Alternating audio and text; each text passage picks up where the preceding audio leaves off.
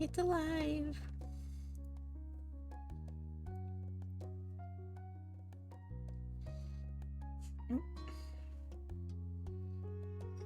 Move this.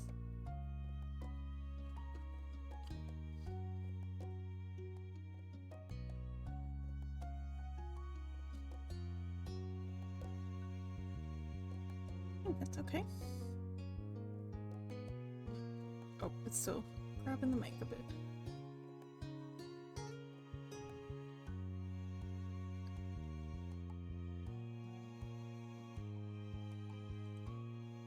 You'd think I would have figured all this out by now, but nope.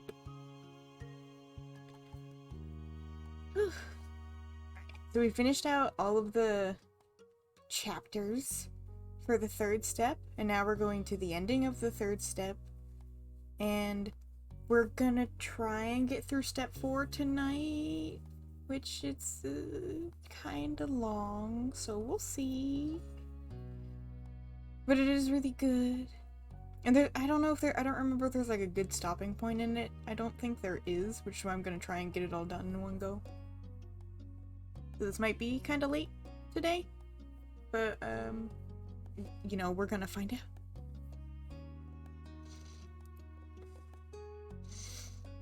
Yay, rip.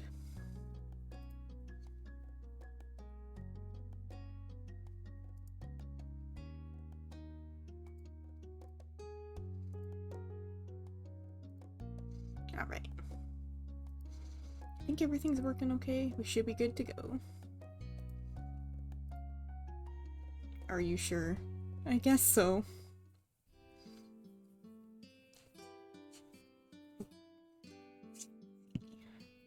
Moths bounced against your window, attracted by the light of your room, a siren call in the slowly darkening sky, just as the day was coming to an end. So too would summer. Yeah, but you're an adult now, so technically, I mean, summer actually only ends at the solstice. There's nothing to really indicate its end outside of, like, I don't know, it becomes August-ish. Liz would be moving back into the dorms before long. Luckily, Lee had been able to come and stay for a short trip before her own new adventure began. She'd officially been accepted to her first choice college a few weeks ago. This was her last chance to see you all in person for... You flicked through the plans for the next few months, realizing that you didn't even know when you'd next have an opportunity for everyone to be in the same place again. It was hard to think that you'd likely be seeing even less of your cousin going forward, but you were delighted that she was pursuing her dreams. It's so sad. While you were still with each other, your family was going to have dinner together. As ever, the Holdens were tagging along.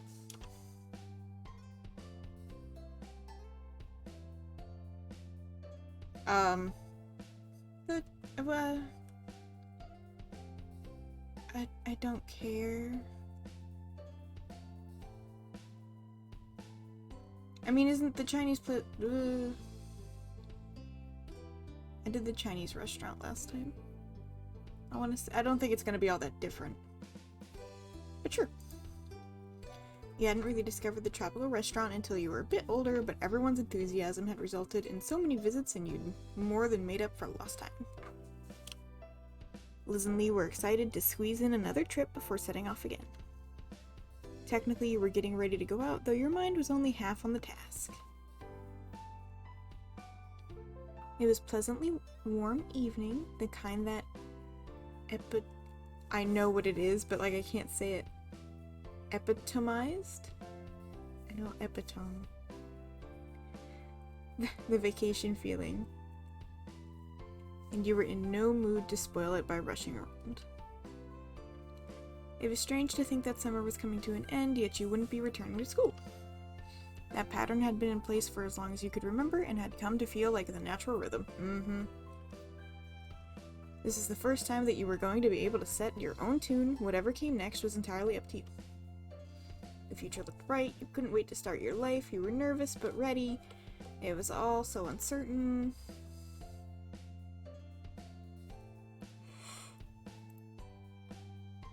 Breaking from the structure of the old routine was scary, you could admit that, but you didn't want to be a child forever. You were going to hold your head up high and face the future. Mom called you downstairs, tearing you from your thoughts as she told you it was time to head off. You raced downstairs, looking forward to the evening. Everyone piled into the car. While it was marketed as being suitable to hold 5 people, in practice it made for a very tight fit. Your moms, sitting in the front, were fine. You, Liz, and Lee were squished in the back, Lee in the middle, wedged between you and your sister. But Mom was an excellent timekeeper. Thanks to her efforts, you pulled up near the restaurant on time. The process of getting out of the car was slightly easier than squeezing into it, with much less coordination required to release seatbelts than secure them. You gave Lee a hand as she clambered out of the middle seat, then headed into the building as a group. A waiter greeted you as you entered. Ma let them know how many of you there would be in total, and you went to arrange a table that met your needs. He returned promptly to guide you to your seats.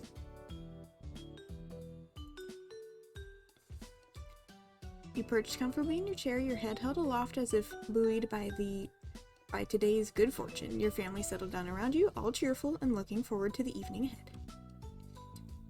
Your drink order had just been taken when the Holdens came through the door. They were pointed in your direction, though with Mom waving an arm in the air, it was hardly necessary. Cove and Mr. Holden came to join you at the table. As greetings were exchanged, Cove took a seat opposite you. It had been left empty by unspoken acknowledgement that you and Cove would be wanting to sit together. Hi. It's great to see you. Glad you could make it.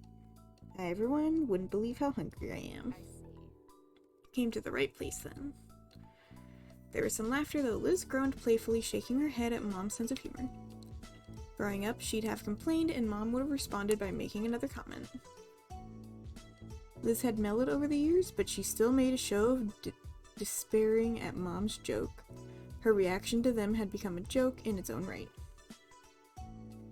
Menus were soon passed around, and a temporary hush fell over the table as everyone read. It didn't last long, punctured by comments about what people had eaten here before, and light chatter about what people were considering tonight. Once the waiter had disappeared with your orders, Cliff piped up. Okay. So I've got some good news. Kira's making a trip out here tomorrow. Cove nodded, turning from his father to the rest of the table. We talked about it and figured this was a good time for everyone. Very nice. That's great. Everyone reacted positively to the news, though Ma looked wistful. It's a shame. If only we'd known. Here we are, having a big meal without her. If we'd waited a day, she could have joined us. Mom patted Ma on the back, gently nudging her from the realm of possibilities and what-ifs and back to the evening that was going so well. Chin up, Lee and Liz will still be here tomorrow. We'll just have to throw another get-together and keep the fun train chugging along. Ma smiled warmly, taking Mom's hands in hers. That's true, there's plenty to celebrate right now, but there will be more good news and good times on the horizon. Right, and speaking of, that's not all we've got either. Mr. Holden's eyes were alight as he sat up straight in his chair, his face angled towards the sun. He barely let a beat go before nudging Cove with his elbow, pushing him to follow up the announcement. He was the very picture of a proud papa. Cove shied from the limelight, ducking his head down and staring at his lap as he spoke. Well, it's just I've switched over to working full-time instead of part-time, plus I've been looking at apartments. There's a few I can choose from. He flicked his gaze up at everyone around the table, a smile creeping over his face. I'll be pretty busy going forward. Apartments, he was moving. Cove was going to move out of his dad's house. After 10 years, he wasn't going to be your neighbor anymore. That'd be wild. Mr. Holden gripped one of Cove's shoulders and gave it a loving shake. His excitement couldn't be contained. Incredible, Cove's actually going to make it to adulthood. It's a miracle. Mr. Holden leaned back in his chair, staring up at the ceiling in mock wonder. I'm so glad. I wasn't convinced I'd be able to rear a kid all the way to this point, but thankfully I lucked out and got the best boy a dad could have asked for. It's so cute. Cove blinked his vision with his blinkered his vision with his hands on the side of his face, temporarily blocking his father from sight. Despite his genuine bashfulness, which left him unable to meet anyone's eyes after all of the attention thrust his way, he was happy. Thanks, I was really lucky too. You're a good dad. Mr. Holden threw an arm around Cove's neck, pulling him into a closed hug as the seating allowed. He rubbed his cheek on the top of his son's head while Cove chuckled, accepting the affection with good humor. It's so cute. No cuties. He looked around at the faces of the company here. You'd been on this journey with everyone here for years, seen them falter and grow, and then had watched you go through the same. Now you were striking out on a new path. Cove was leaving his family home, Liz was heading back to college, while Lee was starting at hers. You were all heading in different directions, to different destinations, some near, some far, but it wouldn't be long until you were all going your own way. Your heart swelled with pride. It was bittersweet, you thought. Yay. You turned your head to the side, wistful, not wanting to spoil the evening with your troubles. You were glad that everyone was succeeding, but the idea of splitting up gave you a twinge of regret. These people had been key pillars in your life. Days ahead without them, no matter how bright and shiny, felt a little empty, like the theme park after closing time. But you focused your mind on the sweet side, your mind filled with the bitter part. New adventures were still ahead, and you could encourage that optimism. Cove brought some attention to himself with the clearing of his throat and a small interjection. I'm going to stretch my legs while we're waiting for the food and everything. Sure. With a tiny smile, he nodded at his dad, but the lightness of his expression faded when he moved to face you. Wanna come? He was attempting to be settled, but there was a very obvious something on his mind. Something he wanted to talk to you about alone. You watched him with concern as you rose from your seat. Yeah, I'll go. With those parting words, the two of you walked about the place. He was trying to get as far away from everyone else as possible, not actually exiting the building. What did you need to say? He hadn't admitted that was what this was about, but he didn't need to. Cove started pulling on the hem of his shirt. He turned his head back to face you, but it was an awkward movement. Well, I wanted to talk to you one-on-one about all this, you know, my work moving. I mean, it was coming before, but now it's pretty much here. Yeah, it's exciting. Cove stopped picking at his shirt and seemed to respond well to that response. He was relieved you weren't upset about it. I'm glad you think so. But then he looked down and his eyebrows furrowed. You saw his hand shift away from his clothes and instead rub at his arm. Are you looking forward to it? Yeah. Well, I'm trying to be. He ducked his head further and you saw his face start to redden. But it's scary. I don't want things to end. Come on, you don't need to worry. You're going to do great things. So you're saying you're going to dress up as the future for Halloween. That's lame as fuck. He said nothing but let his eyes meet yours again. Cove then turned his head away and wrapped his arms around himself. You felt a sudden chill that definitely wasn't caused by the air conditioner. It's happening, you know, what I talked about earlier this summer. The world isn't going to keep us together anymore. It'll all be up to us now. But everything is still gonna be okay, right? We're still gonna be okay? Yeah? We're good. You were as worried as he was. You got mad at him for this. I'm not worried. You understood his concern. It was definitely hard to imagine what would happen. However, you didn't let yourself get upset. I want it to be forever. I'll make sure we always are.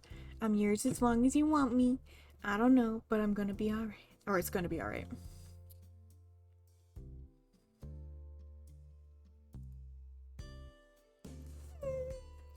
You looked at Cove, who seemed utterly touched.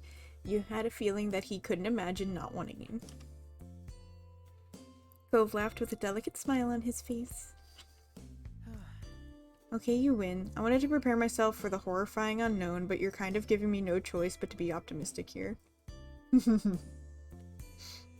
His eyes sparkled with mischief. Oh no. Strong armor. What? No, I can't believe you're being forced to have hope about life. I'm happy to hear that. You're welcome. Cove rolled his eyes and tried not to smile. Thanks for listening to me, little. It helped. Always, baby. Always listen to the baby. He felt pleased that his anxiety had eased after talking about it. When I go back to the table, I bet everyone's wondering where we've been, what we've been up to. Yeah. Oh yeah, I forgot. What we were doing here. That'd probably be good. With matching smiles, you both reclaim your seats at the table. Both of you felt lighter, and it showed. You seem happy. What is it? Were you guys making out in the hallway? Stop that! Yeah, it looked like you were having quite a conversation over there. Oh, they could see us, okay. It's neighbor stuff. I used to be your neighbor. He waved off their questions and you didn't offer any explanations. They still seemed curious, but caught that Cove wanted it to stay between the two of you and let it drop. We're talking about sex. I don't think you guys want to hear about it. Things relaxed and you took up a sip of your drink. Lee idly tapped at the table to get your attention. I'm so excited to try this place. I'm not sure if I've ever really eaten here. It's more Little's place than mine. Let's hope it's good. All the restaurants in the area are pretty top-notch in my humble opinion. We'll see. It was a challenge issued. Liz carried herself like some sort of professional food critic, and Mom snorted. Tough crowd, geez, Liz. Ma giggled and chimed in as well, much to Liz's embarrassment. That's right, Lizzie Geez. Geez Louise.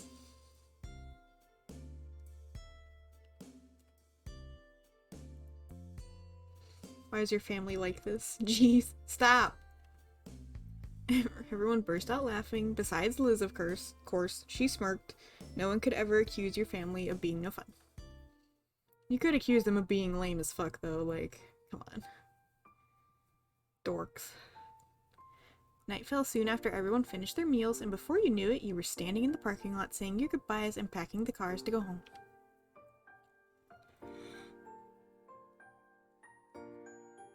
After the last of the chores were done, your family spent some more time together, and then had some extra time and decided to try calling Jeremy. Oh, I can call Jeremy? I want to know what happens if I do this. It had been a while since you got his number from Silo, but you'd never actually attempted to reach out again so far. You thought this might be a good moment to go for it. I don't know if it is, but fuck it, the game let me do it. You had absolutely no idea how this conversation would go. The furious boy you'd known was very different to the resigned teenager you'd spoken to this summer. You bit your lip, wondering what side of him you'd see this time. Your first call ended unanswered, but you at least expected that much. Jeremy certainly ignored the unknown number. You redialed, waiting for him to pick up. After another extended dial tone sequence, the sound was finally replaced with a slow yawn. Hello? Hi, Jeremy!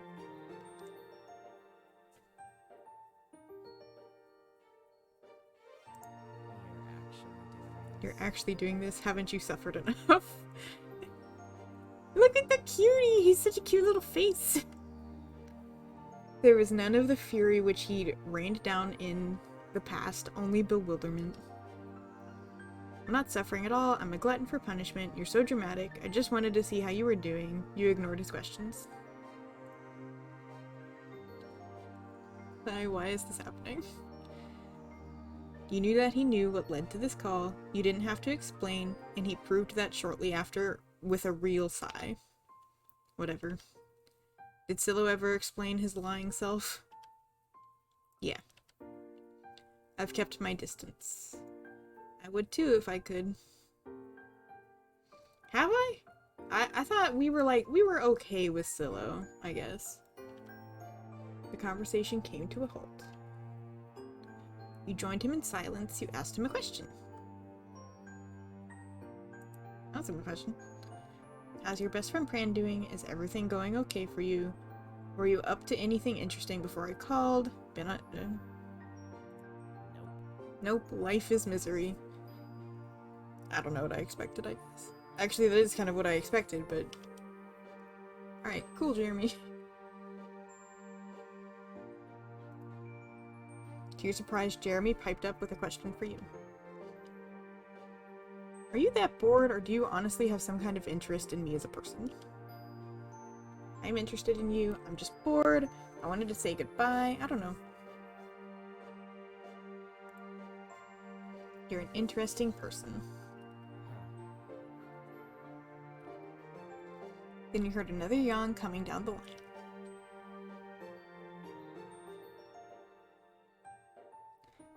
Well, bye. Thanks for talking to me. Take care. You better stop asking me why I talked to you now.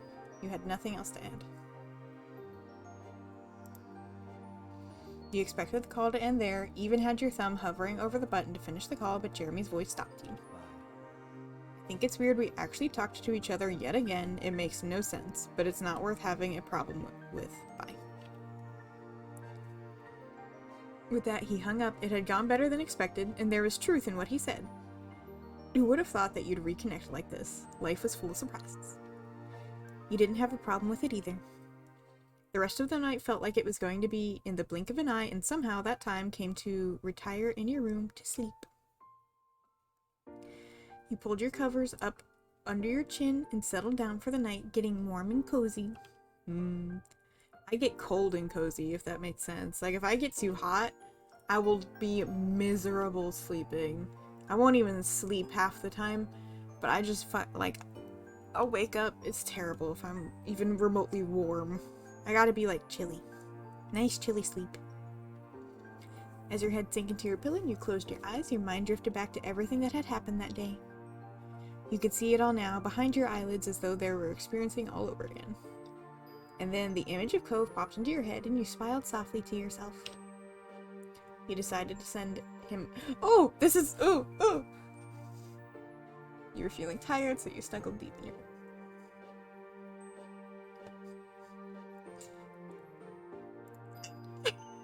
If Cove would do it, then you didn't see why you shouldn't be allowed to. You made up your mind. It's my turn. The turns have tabled, bitch.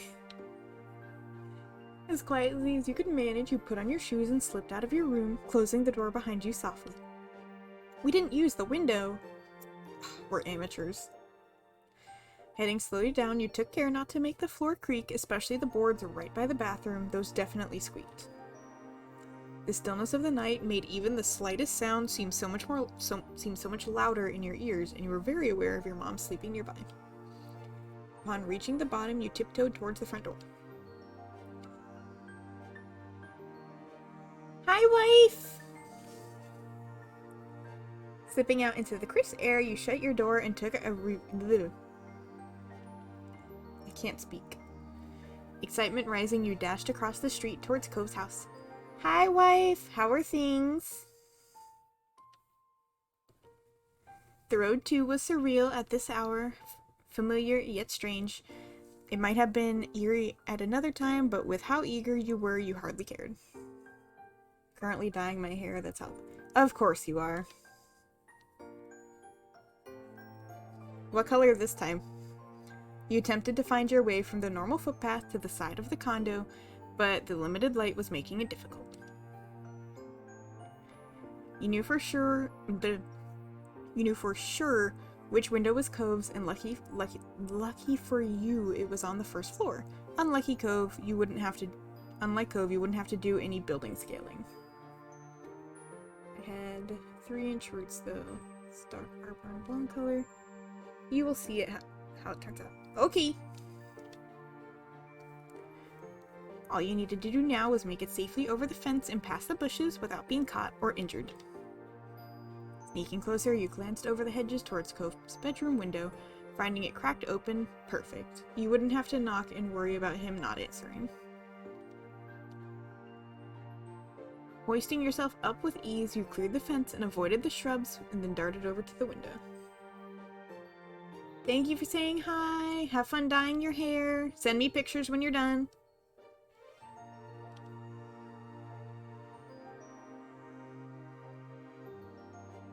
Love you. You buzzed with nervous excitement as you approached it in the dark, having successfully made it all the way here unseen. Lifting the window up so it was fully open, you pushed yourself halfway through, your legs dangling into the underbrush below. It was a little awkward as the small shelf was right in the way. You had to take care not to knock over a couple of plants, but you made it through with minimal noise. Once safely inside, you dusted yourself off and turned back to close the window gently, with only the soft glow of moonlight and Cove's fish tank there to see the way. The fishies. You gave a small wave to a special fish that you got to name Little. Then straining your eyes through the dark, you crept towards Cove's bed, barely making out the sleeping figure beneath the covers. By the sounds of his soft breathing, you could tell that he hadn't heard you come in, and the small smile tugged at your lips. To be fair, this would be terrifying. At least when he visits me in my sleep, he taps on the window so I wake up to it. He's just gonna wake up with somebody in his room. I don't know about that. You startled him with a loud noise. You're a dick. You poked him until he woke up, you nudged him gently, you whispered his name, you sat down on top of him, you left him to sleep and sat beside him. I feel like this is a little weird. I mean, all of it's kind of, I don't know, maybe it's kind of cute, but a little weird. It's whatever. After a couple of nudges, he sleepily blinked his eyes and mumbled something incoherent beneath his breath. Cove, I wanted to come over, is that alright? He let out a yawn and rolled towards you, waking up just enough to understand the question, but not the full context. A faint smile appeared on his face. Yeah, I want you here. Oh, it's so cute. He reached for you, his arms wrapping around your neck as he pulled you towards him. When your foreheads touched, he gave a satisfied sigh. Then, as if totally unaware of what he had done, he started dozing off again. You snickered quietly to yourself as you sat there. He could figure it out on his own, and after a few more seconds, he did. Wait, Little? Yes, I'm here. He shuffled under the covers and sat up to stare at you in alarm. What? Why are you in my room? What happened? A smile slipped onto your face as he finally registered your presence for real. You said nothing. I didn't want to be alone. I was bored. You hugged him. You pulled... Oh! Don't explain yourself. Just kiss the boy. Clutching the front of his shirt, you gently pulled him towards you and met his lips with your own. He kissed you back softly before pulling back too quickly, looking a little flustered. Was that the whole reason? He hesitated before whispering the next part embarrassingly. To kiss me? It's not the only reason. He gave a small sigh, but it held a great deal of affection. They're so cute. I should have known you'd do this one of these days. It's only fair. You let out a breath, feeling relieved that he didn't seem bothered by it. In fact, it felt kind of good. You thought maybe this enthusiasm was why Cove did it so often. He pushed himself up fully, swinging his legs over the side of the bed and leaving the spot for you beside him. His hands shook where he held them in his lap. He was nervous. You can stay as long as you want. Really? Yeah, really. I mean, we're gonna get caught, because we always get caught, but it's fine. I'll go home soon. I don't have to stay. How long do you want me to stay? Well, to be honest, these aren't a lot of situations where leaving you is ever what I want. I guess only when I annoy you and you need space. He chuckled softly, doubting that would ever happen, or you chuckled softly, doubting that would happen anytime soon. Okay, I won't go anywhere. His face lit up as he settled in even more. I've secretly slept over in your room before. It's fair you get to do too. You snickered, feeling pleased with your decision to do this. Well, it looks like you might be getting the floor yet again. Okay, but there's no way I'm letting you take the floor this time.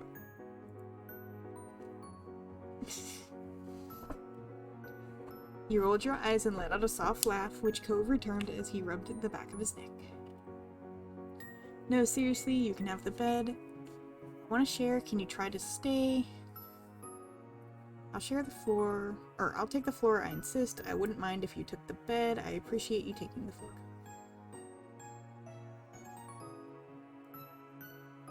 His eyebrows dipped. He was growing visibly nervous. It was to be expected. But after what happened last time, you'd been waiting for another chance. You hoped he felt the same, and it seemed he did. Yeah, this time we can share. Cuties! You'll really stay, you won't leave to be on the floor. He nodded, holding back your delight. You tried not to grin at his sudden resolve. You can hear the tremble in Kova's voice as he held his hands together to keep them from shaking. He let out a breath and shook his hands in front of him, mentally preparing himself. It's gonna be alright. His mouth set into a grim line and he balled his hands into fists at his sides, determined. It's not that serious. You felt nervous about it yourself. You were glad he was making the effort. It was an important step in your relationship and he seemed to understand that. It only took a couple of moments longer before he turned to you, attempting a weak smile. Yes, let's get it. Don't say it like that. That's not. He took another deep breath and you slipped under the covers, making room for him to get in after you. Laying as straight as a steel rod, Cove tensed up beside you, so still he was barely breathing at all. You rested on your side and faced him, your eyebrows pinched in the middle as you watched him. He looked back at you deeply. Do you need more time? I can leave until you're more set up here. No, please don't go. I just want you to stay with me. Ever so slowly, he began to relax, his fingers tentatively brushing up against your arm. His eyes shut, lashes fanning over the top of his cheeks, and you still half expected him to run away like the last time. But he didn't. He stayed right where he was. Don't worry about it. You don't have to worry about me. Doing stuff like this isn't a problem. It's a process. You nodded in understanding, even though he couldn't see it, giving him time to let his nerves settle. After fluffing up your pillow and getting yourself comfy, you stayed quiet. Eventually, his shoulders became less rigid. When his eyes opened, he smiled and turned his head towards you. Thank you for waiting again, as always. So sweet. He laughed shyly, his soft eyes meeting yours through the dim light. Are you okay? Are you okay? Yes, I am now that you are. I'll always wait for you, Cove. Took you long enough, but it's fine now.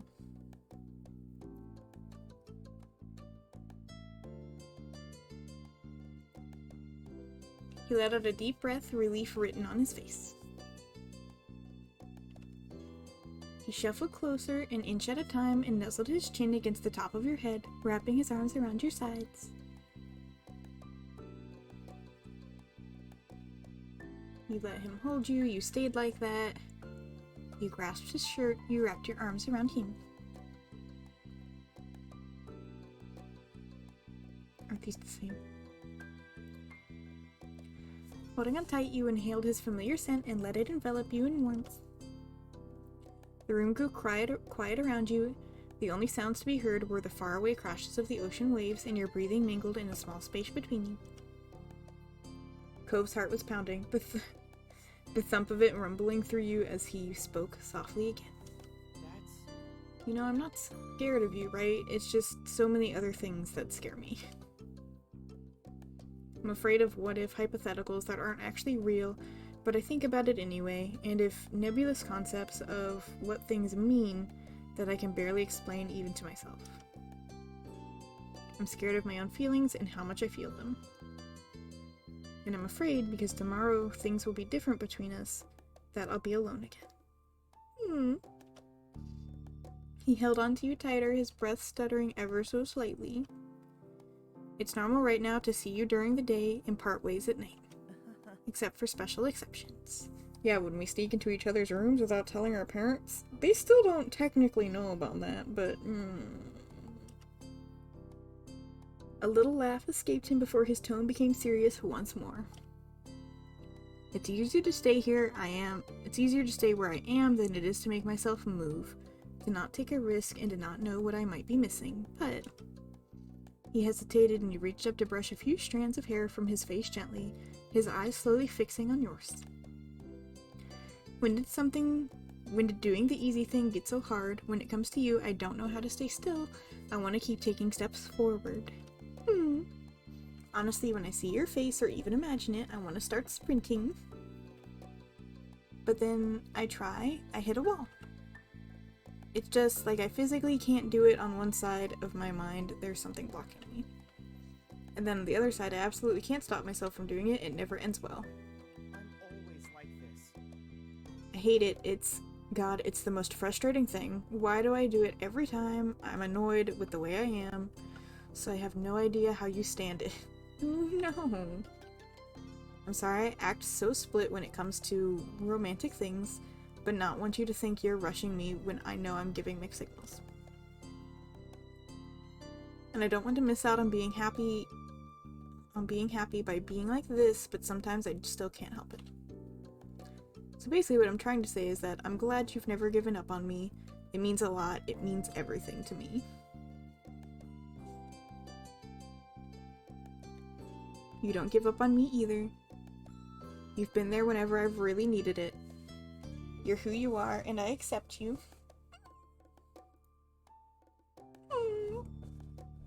His eyes glossed over a little as you squeezed him closer. Oh, he squeezed you closer to him and smiled, his heart rate finally relaxing to a normal rhythm. Good night. Good night, Liv. Good night. He leaned forward and kissed you tenderly, his hands gently moving to cradle the back of your head. I love you. I love you. I love you too. You were still smiling as you snuggled into him, getting as close as you could. Cocooned in his warmth, you easily grew comfortable next to him, feeling him ease into you as well. Before long, your eyes were going heavy and you drifted off in a restful sleep side by side.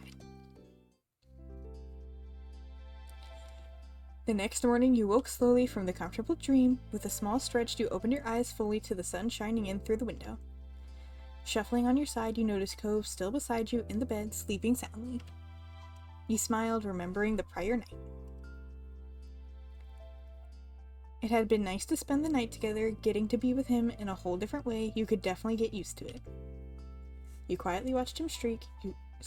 I was reading this one and then I looked. You quietly watched him sleep. You stroked his cheek gently. You ran a hand through his hair. You kissed his forehead softly. The familiar scent of his shampoo drifted towards you.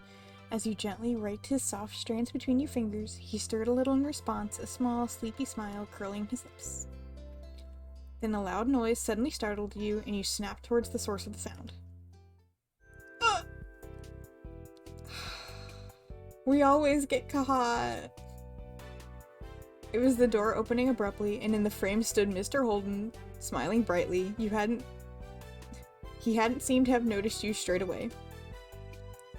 Get your butt off the bed, sport. Mom's here. Oh. All of a sudden, the two of you made eye contact and you froze where he stood. His smile slowly slipping from his face. Well, that's not what I usually walk into. I clearly should have knocked. Just gonna hold the blanket up over myself. Your mouth wordlessly fell open. Yeah, you should have knocked. Of course Cove would get away with sneaking into my room, but I'm the only one who gets caught. Good morning, Mr. Holden. You pulled the blanket over your head. Should I pretend I didn't see you? Cove blinked his eyes tiredly and mumbled something incoherent before turning towards the door. Both you and Mr. Holden stared at him for a few moments, neither knowing what to say or do. Cove, who continued looking at his dad dozily, was obviously having a hard time trying to process the situation. Then his eyes widened. Cove scrambled on the bed in an attempt to get to his feet, pushing the covers back off of both of you. No! For getting there was an— oh no! He shot upwards and hit his—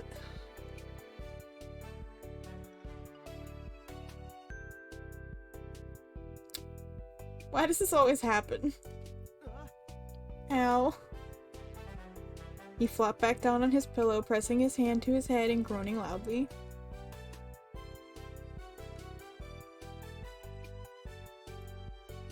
You reached out towards him instinctively. It was the second time that sharing a space with him had resulted in him hitting his head. You felt really bad for him, poor Cove. Cove, bud, are you alright? Mr. Holden stepped further into the room, his eyebrows furrowed in concern. He bent down towards his son. Yes, please, just go. Okay. Viv held his hands in front of him in a calming gesture, even though Cove couldn't see it. He turned to make his exit, but stopped abruptly in the doorway, obviously deciding he had something more to say. I know we've talked about this before, but I feel like now is one of those times to mention that I was barely older than you when I found out I was gonna be a dad, so just if there's anything you need, say, or ask about. We're not having kids! I know, I was only saying at the age things can move fast. He let out a heavy sigh, running a hand over his face before stopping himself and saying calmly, "You know what? It's fine. We'll chat about this later." Kira's waiting. With that, he stepped back out of the room, giving the two of you one last look before pulling the door shut behind him. Cove rubbed at his face before dropping his head into his hands and mumbling between his fingers. Oh my god. You patted him on the leg. Well, that was fun. You covered your face with your hands. It's alright. Things like this happen. With a heavy sigh, Cove forced himself to sit up again. He frowned hard, staring over at the closed door. Sorry. I guess we can't hide in here now. He gave you a sidelong glance, and despite his displeasure at the situation, a small smile quirked his lips. Nice. It's too bad. It had been really nice. Too bad is right. I hope we'll get the chance to do this again soon. You found yourself smiling along with him. The two of you took a few minutes to get up properly and get yourselves as ready as possible. Cove put his glasses back on before heading out to see Kieran. Should I be— I mean, I guess they know I'm here. I was about to say, should I be exiting, you know, your room?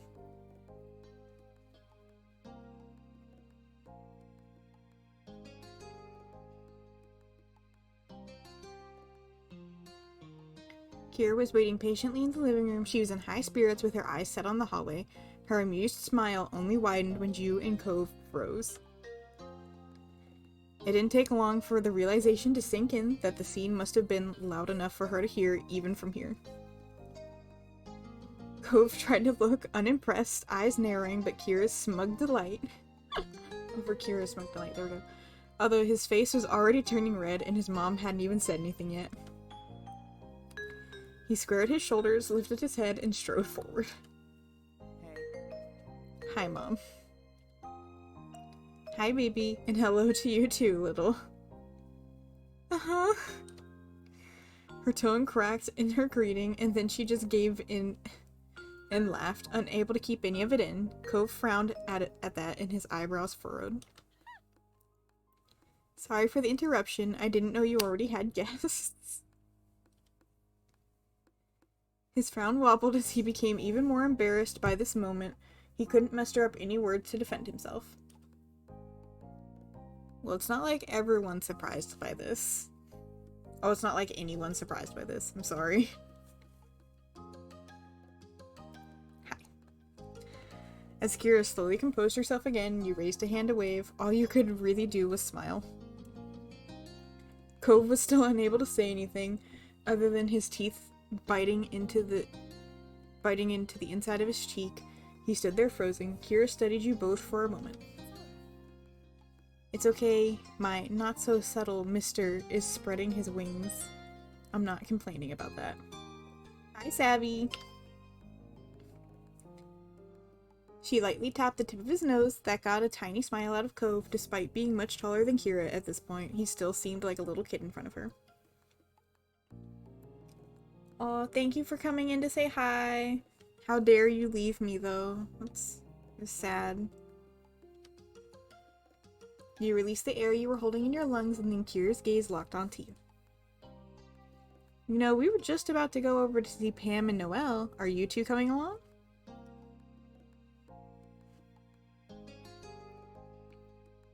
I'll go. He stretched his arms for a moment and yawned, trying to physically shake off what happened. Sounds good. Yeah, it sounds good. Great. Let's do it. It was then that you noticed Mr. Holden standing on the other side of the room. You figured he must have been trying to create some space for everyone during that last conversation. You could tell he felt a bit awkward, but he tried smiling reassuringly as he scratched the back of his neck. His attention went to Cove. But do you want to get changed first? I'm sorry, please forgive me. Never! It's fine. Cove looked down at his pajamas for a moment. He shook his head. No, we don't have to wait for that. I feel like you should not... Okay, I guess. Are you sure? It's only a trip across the street. Don't worry about it. It's alright, besides Little is going in pajamas too. Oh god. Oh no. Fair point. Cove then leaned in closer to you. He grumbled quietly. And your moms are gonna figure out what happened anyway, so... yeah. Away we... Can we just, like, not tell my moms? Please, can we have that conversation? Like, please, you guys. I'm begging you. Can we not tell my moms? I'll just sneak back into the house through my window. We don't have to tell them. It's fine. With that decided, the four of you headed out across the street in your house. It felt strange waiting there while Mr. Holden knocked on the door. Hello. Hi there. Mom answered the door and her expression brightened even more seeing Kira there. She moved to pull Kira into a hug when her gaze fell on you. Little? Hi, Mom. Huh? How? When did you get out there? Why are you still in your pajamas? Mom's eyebrows raised as she gave you a deep, examining stare. Meanwhile, you and Cove shared a slow side glance with each other. Before you could answer, more heads popped into view around the doorway. Ma, Liz, and Lee were all chuckling. To be honest, I always assumed Cove had been the one sneaking around. Her eyes sparkled with amusement, and you had to look away. You noticed Cove's face was burning red again. It was a solid theory, Lonnie. Most likely they've both been breaking and entering. I wouldn't put it past my baby. He takes after his parents. You're right, I can't believe my little has been getting up to all that mischief too. I'm sorry, Mom! Mortified, Cove looked like he wanted to disappear while the adults chuckled and discussed what you and him may or may not have done. Fortunately, they left the conversation there. Enough of standing around out there, come on in. Mom moved aside to usher the group in and guide them to the living room. Before anyone could get settled in, Mom spoke up. You're all welcome to stay for breakfast. We still have some great spices and stuff from the farmer's market. Of course. Yes, we'd be thrilled to host you. There were eager nods from Mr. Holden and Kira, but Cove looked around the room, filled with familiar faces, before speaking up. Maybe instead of staying here, why don't we go to the beach? A scenic picnic, eh? Mr. Holden crossed his arms and contemplated the idea happily. Excited, Kira clapped her hands together. Oh, we could really make a day out of it. Might as well enjoy the ocean while we can. That sounds lovely, Cove. Everyone else put their own agreement with Cove's suggestion before long. Both families dispersed, getting everything ready. Sandwiches had to be made. Water, sunscreen towels, and more needed to be gathered and packed. Plus, you and Cove both took some time to get dressed for the day. An hour later, both your family and Cove's were walking down the old path to the beach. The morning was already turning into a bright and beautiful day. You honestly couldn't ask for better weather for a beach trip. The moment you laid your eyes on the full view of the ocean, you stopped and stood there, mesmerized. It didn't matter that you grew up there, the sight always filled you with wonder. Hey, little? So? I was thinking about calling Terry and Miranda, see if they can come too. Everyone else is pretty much already here, so would your family mind? That'd be cool, I'll ask them. You were already so excited at the prospect of seeing your friends today that you immediately darted away in the direction your moms went. Behind you, you could hear the familiar sound of Cove laughing. Look at all the moms! They're so pretty. I have a question. Would it be alright if Terry and Miranda came by? I don't see why not. Mom looked at Mom to see what she thought, and she nodded in agreement. Mom then shot a glance over at Mr. Holden and Kira, knowing that they had likely heard everything. Liv, Kira, what do you two think? The more the merrier. Okay. Of course, they're welcome with me. Thanks. Delighted, you nodded and turned on your heels. Cove was still several feet away talking to Liz and Lee, likely about the same topic. With a beaming smile, you gave him a thumbs up, and the two of them must have also approved as Cove quickly got out his phone and started making calls. At that, you turned your attention to helping with the picnic setup. Unexpectedly, your phone started vibrating. Oh. Give me just a second.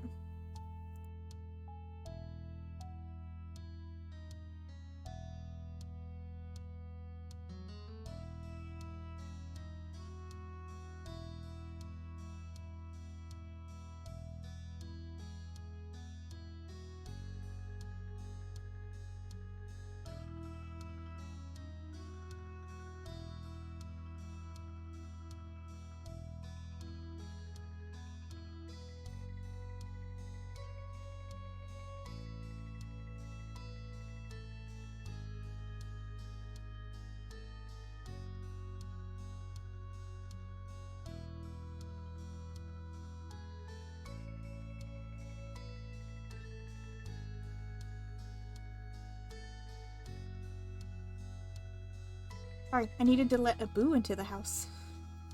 He got some groceries. Feeling your heart jump with excitement, you answered the video call request. It was Dad! Hey, it's been a while. Seriously, but this is new! The last time I got this call, he didn't have a model. He didn't have... was this added when they updated the Derek stuff? He looks so cute! Look at the baby! The voice that came through was much deeper than it had been when you first met, but it still had the exact same amount of enthusiasm of a kid. It was added with the Derek DLC patch. Nice! He looks so good! Have you been enjoying these crazy summer days? Oh, he's so cute! I love him! Yeah, I have. It's been amazing. There's been ups and downs. It's been memorable to say the least. You would have enjoyed them. Oh! He sighed deeply into the phone. You frowned, trying to imagine how the summer would have gone if things were different with him. Sorry, but if it helps, I was thinking the exact same thing about you. Distance sucks, huh? Yeah. But what about you? How's your summer been? It looks so good. You were beyond curious to know what Derek had been up to since the last time you spoke. He chuckled, noticing your invested tone. Honestly, I've just been slammed with stuff lately. College applications and scholarships inquiries. What else is new? I bet you're even more toned than the last I saw you. Your only real struggle will be choosing which place to go. They'll all be desperate to have you.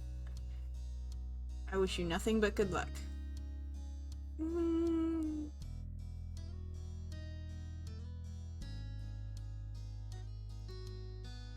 Totally. His chuckle turned into a sigh. You could hear his small smile when he spoke. I really hope so anyway. That would be amazing. What about your family? Are your brothers being good? Oh yeah, because they don't mention his siblings too much until the DLC was coming out. My little brothers are little punks, but I guess they're doing alright. You both laughed at that. It was easy to imagine the grin on his face.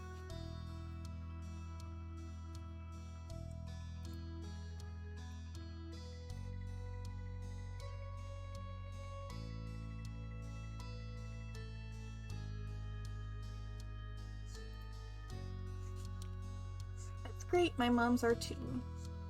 Turning your attention back to your surroundings, you smiled warmly at your family buzzing around. Towels were laid out and the chairs and umbrellas were being set up. Actually, I'm out with my moms right now. Liz and Lee are here visiting too. Oh, that's fun. But if that's the deal, I'll let you get back to it. Are you sure? I don't mind. Sure, I'm not about to lose your number. God, I really want to do a run of this. I don't know if I'll stream it because it'll get so long again. But a run of this where I'm just friends with Cove and then I can date everybody else. Especially now with the Derek DLC out. It'd be so cute. I love him. Bye, little, have a heck of a day. Hanging up the conversation left you energized and in good spirits. It was exactly what you needed to make this day even better. You hurried over to your mom's to help put the rest of the food out. In moments, you noticed Cove at your side. So what did they say? They're gonna come. Cool, thanks for calling them. No problem, I'm glad I thought of it. They'll meet us here later today, shouldn't be too long. Well, on the topic of inviting people to join, you realized there was someone else you could call as well. You had gotten Baxter's number earlier that summer. You messaged him to come down to the beach. Yeah, bring the boy. We've invited him to like everything else so far. Everyone else was gonna be there, you didn't want him to be left out. You sent him a text and hope he'd chill. I choose to be friends with Derek, and that's taking about 10 hours. God. Well, this playthrough alone has taken me so long.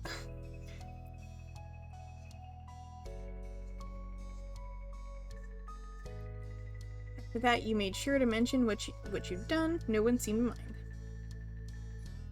Once the setup was done, everyone got comfortable and dug into the food. You couldn't remember the last time breakfast tasted so good, but you attributed it to a gorgeous ocean view soothing the sea breeze. I mean, to a degree it might be fun to stream, but it would mostly just be like all of the same stuff again. It's only one of the greatest visual novels you can find on Steam, and it's good that it's... Oh yeah, it's really long. They put a lot of content in here. I really appreciate it. Because it might be fun to do the Derek sections, but I don't want to, like, stream the whole game again. It's very long, and it takes longer to stream it than to just play it myself. And I just wanna see my boy, my sweet boy, Derek. I love him. Morning swiftly gave way to afternoon, and a very recognizable face came walking down the shore. It was Baxter. He pleasantly approached with a wave. How does he come down to the beach in that outfit? Don't you get hot? I made extra saves because I knew this was coming. I have some saves like that, but it's kind of weird. Hello there, I appreciate the invite to the party. Of course, you're welcome with us. We brought plenty of towels and food and sunscreen. Yeah, you're one of the neighbors. Kick back and relax with us. Thank you. Baxter's gaze moved over to you and Cove. He smiled. Little Cove, long time, no see. Didn't we see each other just the other day? I don't remember. You waved from... You waved from where you were leisurely sat, and Cove nodded. I'm glad you decided to come. So am I. We meet again. Yes, lucky first. Hey! Be careful flirting with my cousin. A few giggles escaped Lee as she. Oh no! Don't do it. It was then that Baxter noticed the face he didn't immediately recognize from around their neighborhood. He turned up his charm even more for the introduction. Excuse me, I'm Baxter Ward. I'm sorry we haven't met before. Well, I'm not typically from around this area, just visiting. I'm Cove's mom. Well, I remember that. It's very nice to meet you. Oh. After that, Baxter spent some time getting better acquainted with everyone. Terry and Miranda arrived excitedly. The conversation shifted to what you all would do next. In that case, We could do a few rounds of volleyball. There's plenty of us now. is that all right? Could I play? Of course. Miranda brightened, delighted with the plan. Ma looked around to see if there were any other takers. I don't feel like playing. I'd have to change, but it'd be fun to watch. I'll be the ref. My eyes won't miss a thing. I don't believe you. Volleyball's a good idea, but there should probably be something happening for those who aren't a fan. I have crafting supplies we could use to make jewelry. We could even use stuff to find around the beach and accentuate them. Really? But really, I want to make a necklace. That's right. Be interested in trying my hand at that too. When did Terry and Miranda get here? I guess they said it at one point and I just didn't register. I know we invited them, but I don't remember there being a thing that they showed up. My bad. I probably read it and just didn't even recognize that I did. Nice. Absolutely. Impromptu crafting is my kind of party. I'd like to join too. Volleyball.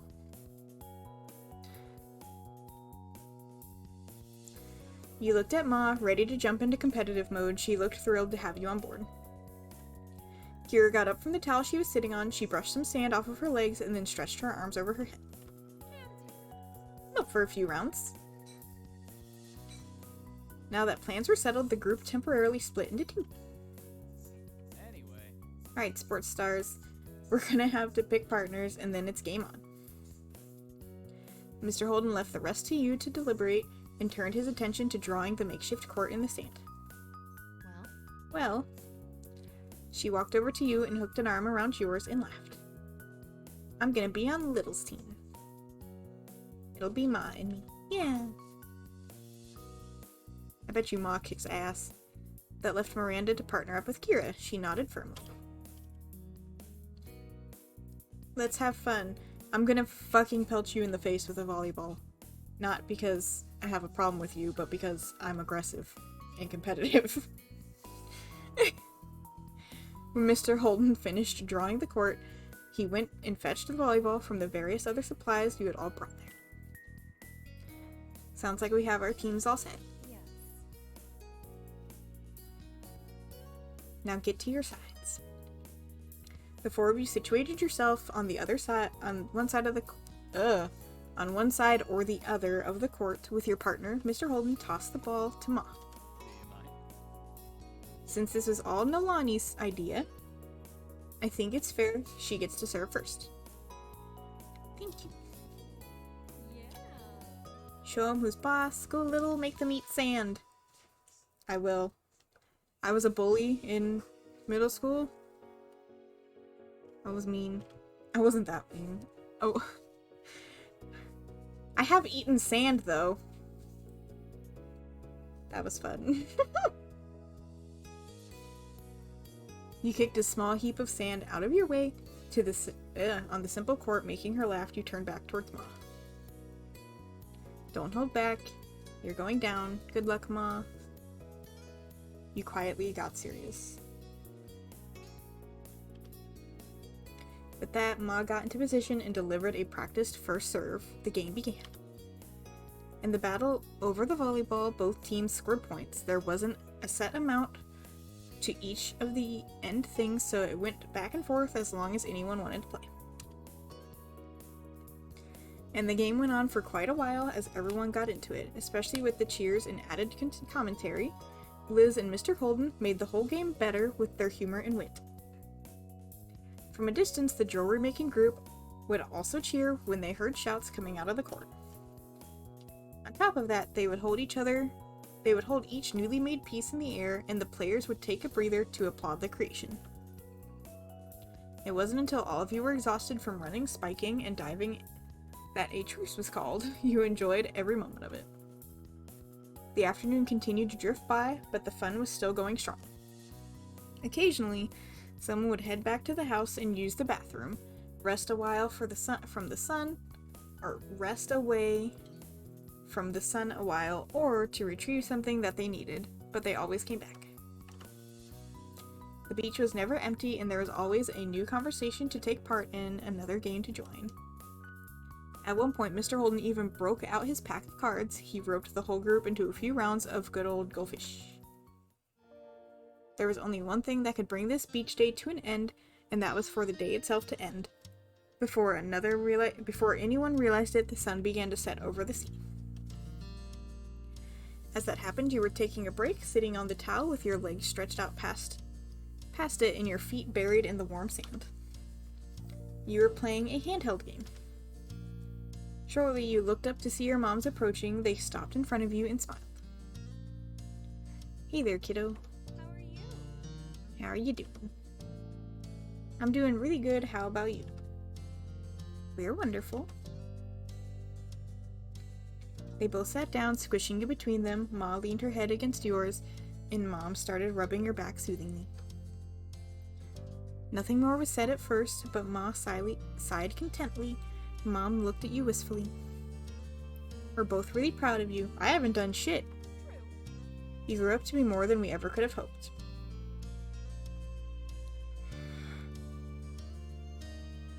Thank you.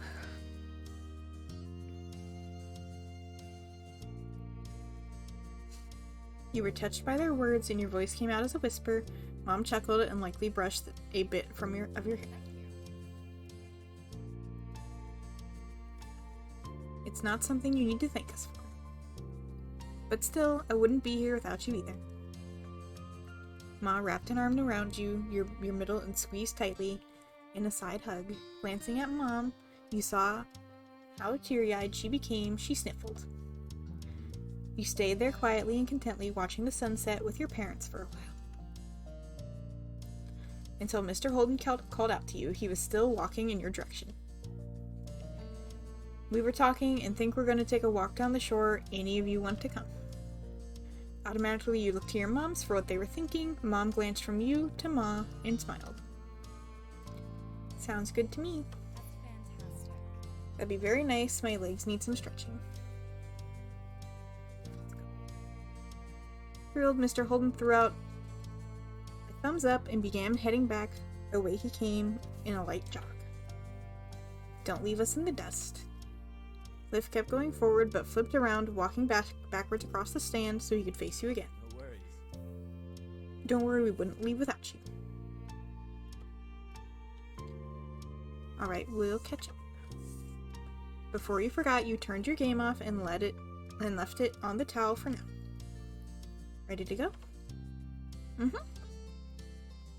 Both of your moms held a hand out to you. Chuckling, you gave them each one, and you all strolled back to the rest of the group.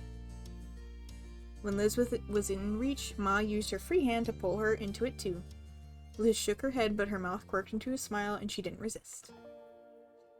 Together as a family, you followed behind the others, hand in hand. Your feet squished into the sand and the waves rolled over them, and you didn't have a single care in the world as more and more stars began to dot the sky. Once the sun had long been out of sight, it was finally time to pack up. The closing of the day and the ever-approaching end of summer seemed intertwined. It caused a quiet, reflective mood to blanket over the group. On the beach, Terry and Miranda took turns compressing Cove in a hug before moving on to do the same to you. You chuckled, still overjoyed you got to see them today. I'm sorry we have to go already. My parents are here. That's okay. But still, I wish we could help clear all this all up. Don't worry about it, just thanks for coming out today. It was cool having everyone here. Oh yeah, I'm super glad we came. Hopefully we can do it again sometime. Nodding, you turned your attention to Terry. She wore a large grin on her face and held a hand out for a low five. You pressed your fist into it, which made her laugh. See you later. Take care of yourselves, buddies. After that, they walked away, waving to you and Cove as they went down the shore. Cove waved quietly back with a small smile on his face. You waved too. Goodbye. Have a safe trip back. I'm happy I got to see them. It was a big wave. You hoped Miranda was right and there would be another day like this soon. Taking you by surprise, Terry jumped and twisted it around. She kept up with Miranda by walking backwards. She kept the mood of your farewell light by shooting finger guns at you and Cove. Miranda bumped her with her hip and left everyone with a laugh just before they disappeared down the bend. Hey Cove, could you come here? Both your parents were motioning for you, the two of you went to them. Tons of things ended up at the beach over the course of the day, so there was still so much to pack up, the parents needed help. With a nod, you got to it, stuffing various things into bags and bundling them up in towels. Once things were ready to go, everyone filled their arms with as much as they could carry. Absolutely no one wanted this to be a back and forth kind of task. The walk back home ended up being mostly quiet. Each person seemed to be feeling the effects of the day. A cool breeze carried you across the sand and onto the road. There was a sigh of relief from what felt like the group as a whole. When they arrived back in the neighborhood, Baxter carefully placed what he had been carrying on the ground. Thank you so much for helping with that. Thanks. No, thank you for allowing me to join today. You all shared with me. Helping to carry it back is the least I can do. Ma nodded and the others started collecting their things from his pile. Baxter, meanwhile, stepped over to you and Cove. It really was a pleasure getting to know you both this summer. His head tilted towards you, and he smiled warmly. Baxter offered you his hand. You used your freer hand to shake his. You waved goodbye instead. You patted his shoulder. You side-hugged him. He's earned the side hug. It took a moment, but after shuffling, which you were carrying, you were able to free one of your hands enough to pull Baxter into a quick hug. He genuinely laughed and looked at you fondly when you let go. I think we did end up as good friends. I really enjoyed meeting you. Good luck on your next semester at school. I want to think that we're friends. I wholeheartedly agree. I enjoy this vacation immensely thanks to you. Ew. Baxter turned to shake Cove's hand this time. He was a little incredulous for a moment, but then Cove eventually shifted what he was carrying and took Baxter's hand. It wasn't long, but it was a solid handshake. Baxter was clearly pleased. I wish we had more time together, but it was still a nice ride while it lasted. Would happily do it all over again. Bye. Baxter nodded and walked a few steps towards his condo, and then stopped and waved. Goodbye. Goodbye. Baxter sauntered away completely and disappeared inside the condo to return to his own things. His time with you and your family and friends ending. You paused for a moment, staring at where he went. But afterwards, you looked back over the rest of the group. Lee and Liz were just going inside your house. You couldn't spot Kira or Mr. Holden anywhere, but the door to their house was wide open. Mom approached you with an amused look on her face. Seems like you're holding up some Holden things. Ha ha ha ha. God damn it, Mom. Surprised, you glanced down to take a quick inventory of what you were holding. Mom was right. Some of it belonged to the neighbors. Would you mind dropping it off? Can do, it's not a problem. Cove took a few steps towards his house and stopped, waiting for you. Good night, Cove. I'll see you inside, little. If you sneak out again, I'll beat your ass. Good night. You caught up with Cove, and together you went into his house. Walking in the front door, you saw Kira and Mr. Holden busily unpacking everything already. Things were scattered on counters, and they were moving around each other, putting the items away. They both lifted their heads when Cove closed the front door. Hey. It's nice seeing you again already. Her teasing tone brought a light smile to your face. You hefted the stuff in your arms a little closer. I ended up with things of yours from the beach. Thanks for getting it to us. You can put them here on that coffee table. Mr. Holden pointed at the surface he was referring to, and you immediately left what didn't belong to your family there. Cove put his own things down on the floor just at his feet, wading through everything strewn about to reach his parents. Putting your family stuff on the ground for a moment, you dusted your hands off and straightened up. You needed a second of rest and a minute to resituate it all. You went over to where the others were too. Kira opened her arms wide, wanting to hug you. You accepted. Yeah, hug the mama. Happily you went to her. She held on tightly. Over the years, you were able to form a good rapport with her, and you were grateful for. Yes, I love mama. You could feel it in her hug how much Kira had grown to care about you. It brought an affectionate smile to your face. Thank you so much for hanging out with me today. It was the best. It's no problem. I had fun too. Kira eventually released you, but patted the tops of your shoulders as a final gesture. It's my third mom. She's so great. Every time I've gotten to come by, it's been an absolute joy. Things really couldn't have worked out better. Mr. Holden took a step closer to you. Kira moved aside to let him say goodbye too. He grinned. Guys, we're not like dying. Like, I'll literally see them tomorrow.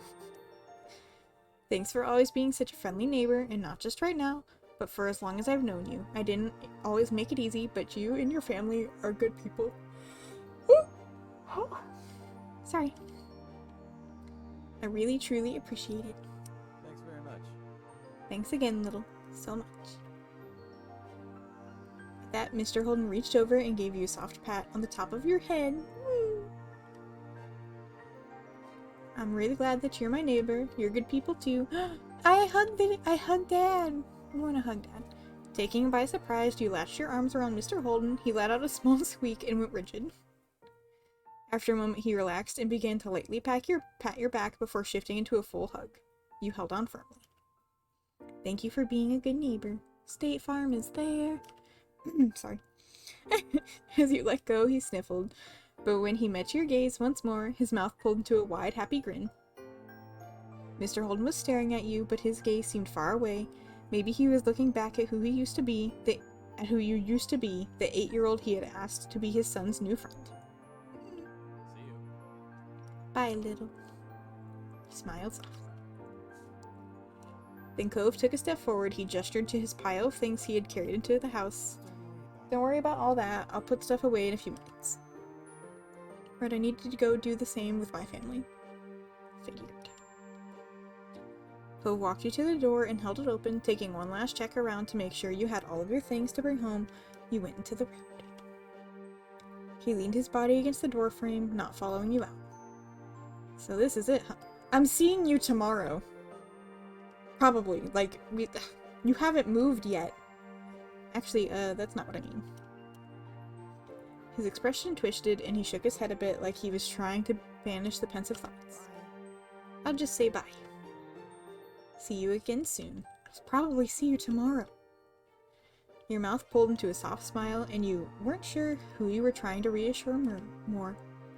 Cove reached forward and gently cupped your face with one hand, his thumb trailing across your cheek for several heartbeats. Mesmerized by his blue eyes, you stepped forward, delighted to oblige the request he was silently asking. He met you halfway as you smiled into the kiss. It was soft with longing, and your chest ached knowing that there couldn't be any more than this, at least for now. That's okay, I can just sneak in again tonight. He'll be expecting it, though. One of his hands grabbed onto the door handle and firmly held it. He was stopping himself from coming along with you. As you walked over to your own front door, you stopped. Turning around, you spotted Cove right where you left him. You laughed quietly to yourself. For a small pause, you both stared at each other from across the street. Good night. You blew him a kiss. You waved. You ran back to hug him. No, we have to get on with it. It's... Hope reached out like he was off to the side and then curled his fist into his chest. Holding the kiss close, your lips curled into a beaming smile. These two are dorks. Things couldn't be dragged out any longer. After one more shared smile, you opened the door and went inside, shutting it behind you. A few steps in, you saw your family gathered in the living room. Ooh. They were still busy unpacking and cleaning. You added the things you brought to the pile on the kitchen counter. Mom stood up, rubbing her eyes a bit. She yawned loudly. I'm bushed. How about we finish the rest of the chores tomorrow? Yes, honestly, it's too late for this. Please and thank you. Ma put her hands on her hips and turned to assess the room. Ma was not one who liked to leave a mess about, but she sighed. All right. I suppose we can make an exception to the usual rule. It has been a really long day. Liz grinned contently. Lee wasted no time in skipping over to you and hooking you into a side hug. Good night. I hope you have the loveliest dreams of you-know-who. I will. Lee ended that sentence with a wink and a hearty laugh. She let you go. I hope you have good dreams too. You hugged her back, you shook your head, you blushed. You pulled her close into a bear hug and Lee giggled until you released her. I hope you sleep well too. Oh, I totally will. The moment my head hits the pillow, I'll be out. Here's to us, little. Tonight, tomorrow, and forever. You smirked at that. Yeah, family forever. Thanks, Lee. You're really lucky you nodded quietly.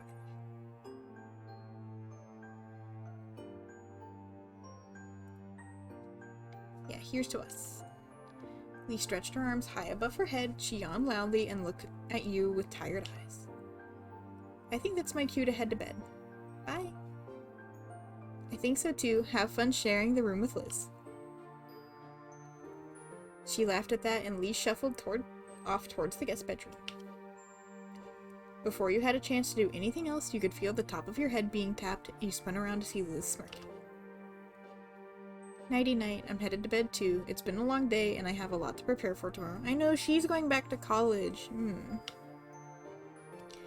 Exhaling, you automatically started fixing the back of your hair. When Liz didn't immediately walk away, you smiled softly at her. Everything okay? Her gaze moved away and you knew she had more to say. You waited patiently for Liz to compose her thoughts. It's been a good summer. It was nice to come back home. You nodded and Liz gave you a teasing nudge as she went by. Amused, you turned and watched her goes. Love you, baby sister. Good night, Liz. I love you too. Goodbye, old sister. You gave her a hug goodnight. You smiled. You wrapped your arms around her back to hug her from behind. She laughed and patted your hands. Eventually, you let Liz go from your grasp. When Liz was out of sight, Mom started up the next conversation over her shoulder. Aren't you heading up to bed too? I wanted to relax first. I want to finish getting everything cleaned up. What? Are you sure? It can wait. Glancing around the room a moment, the disarray made you feel a bit twitchy. You had a feeling that you'd sleep sounder if you took your time cleaning before bed. Yeah. Ma came over too, smiling understandingly. She pulled you into a big hug. Love you. Alright, you do what you need to. I love you. When you were done hugging Ma, Mom pulled you into another hug, their actions basically handing you off to the other, had you laughing jovially. I love you so much. God, everyone's acting like I'm about to die. It's just the end of summer. I get it, I do. It's a bit much. I love you too. You're the best. Oh, you guys are the best. Best parents. Ma's eyes sparkled from your compliment. Mom pulled you into another hug. Good night, kiddo. Sleep tight. Good night, sweetie. Night. After that, your moms headed off towards their bedroom down the hall. You were about to turn the other direction when you heard Mom's voice.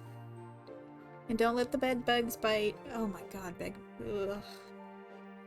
You heard Ma chuckling as you watched them go with a smile. It was a while later when you were finished putting everything away. You didn't rush the process at all. Your sleeping hours may have been cut into, but you felt so much better getting this done. As a 19-year-old, this person does not sleep. I don't believe she has a sleep schedule. She just is awake all day. Like, all the time. That's just how it be. You sighed contently, gazing at the organized living room and kitchen. Before you could take a well-earned break on the couch, something out the window caught your eye. Your feet brought you right to the front of the large windows spanning the length of the back wall. You stared out into the hills behind your house. As if on cue, your phone came on, alerting you of a new notification. It was Cove. Want to hang out on the hill tonight. Something inside told you that this was the right kind of night to take a trip out there. You sent him back a very quick message. Yeah. Little heart. You went over to the front door and stepped over the threshold. You gave the living room one last glance over your shoulder. Then you shut the door behind you silently. You made your way to the poppy hill. With light steps in the dark, you walked across the hills behind your house. Up ahead, at the very top, silhouetted beneath the night sky, was a familiar figure already waiting there. Smiling, you wondered just how he always got there first. You even had the advantage of living closer. Then again, and maybe it was only in your mind, but somehow Cove was intrinsically linked to this place. After all those years, it would be weird to scan the horizon and not find him here. As surreal as the shore without the sea. This particular, soundtrack is my favorite. It's so nice. The distance between you was growing shorter by the second. Hearing the grass and earth crunch under your feet, Cove turned, a grin spreading over his face as he saw you. You took your place standing behind him on the crest of the poppy hill, looking out over the ocean. Same as you'd done a countless times since he'd first arrived, when you'd found him on this very spot. Little. He had officially broken the silence, the spell that had held you both in place. You looked at him expectantly. There's something I've always kind of wondered about. He cocked his head, giving you a sidelong glance. What did you think about when we met? I was just a kid you'd never seen before, bawling his eyes out on the hill next to your house. He chuckled, his eyes drifting towards the sea beyond before flicking back to you. The way his gaze pulled back to you made it clear that he was genuinely invested in this topic. Lucky for you, you remembered what initially struck you in that moment. It was as if it had only happened yesterday. Well, I remember noticing your very bright green hair. Cove burst into genuine laughter at your reply. I guess that's fair, it did kind of stand out. Sighing a bit, you continued to reminisce about the first meeting. I also remember feeling bad about what was happening. I remember that too. He ran a hand through his hair, and you knew his line of questioning wasn't at an end, even before he spoke again. Do you remember what you thought about me? You know, as a person? Was I annoying or mean or... I wanted to get to know you. I didn't know what the feelings were at the time, but I thought you were cute right away. I thought you were special somehow. I just worried about you because you were so sad. His eyes widened overly, and he hung his head like a guilty puppy. I'm sorry for upsetting you. Cove's hand drifted to the scar on his arm, his fingers unconsciously gliding over the mark. It was much less noticeable than it had been when the neon pink cast had first come off, shrunken gradually over the years as his body healed, then dwarfed in comparison by his growing body. Still, his fingers came back to it without thinking. He gave a half smile, not meeting your eyes. I feel bad now. The thoughts I had were, well, considering what you were thinking, I come across as a lot worse of a kid. You didn't like me. No, it definitely was. What a butthead. Cove lifted his head up, finally committing to meet your eyes fully once more. I remember you that day. I remember it really well. I don't think I'd ever be able to forget. I can picture the way you looked back then when I first saw you standing right there. I still know the expression on your face when you chose to sit with me in the grass. He chuckled self-derivatively, interrupting his own monologue. You scared me at first. I figured I'd be alone out here until I had to face my dad again, and then suddenly another kid appeared out of nowhere. It was startling, but I got over that fast. You were a strange person in a strange place, but in that moment you were exactly what I needed. Someone I could talk to freely about what was happening and how it made me feel. And you listened to me, and you stayed with me. He sighed, then bit his lip as he gave a small smile. I was a little bit spoiled growing up. You let him continue. A little, yeah, you were. It wasn't bad, you were dealing with a lot. He looked off again, seeking clarity for his thoughts as the expansive night sky. What I'm trying to say is, when I was younger, I viewed myself basically as the center of the universe. I didn't even imagine it wasn't like that. Things didn't simply happen. That would be weird. According to my little kid brain, it made far more sense that everything in my life had a specific connection to me somehow, right?